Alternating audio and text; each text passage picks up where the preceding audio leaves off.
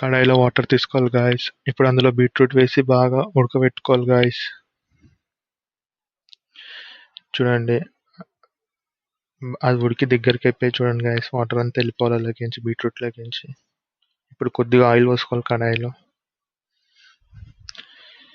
అది హీట్ అయినాక ఉల్లిగడ్డ వేసుకోవాలి అందులో. అది మంచిగా ఫ్రై చేసుకోవాలి గాయ్స్, చెంచాతో తిప్పుకుంటా.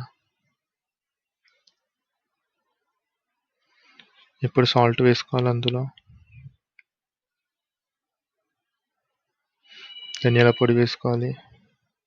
పసుపు వేసుకోవాలి. అల్లం ఎల్లిగడ్డ పేస్ట్ వేసుకోవాలి.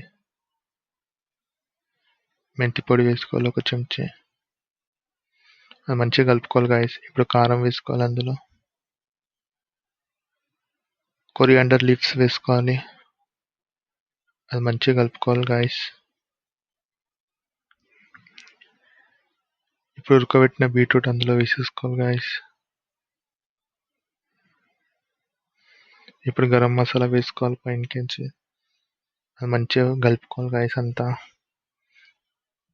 చూడండి గాయ్స్, బీట్రూట్ ఫ్రై అనేది రెడీ అయిపోయింది గాయ్స్.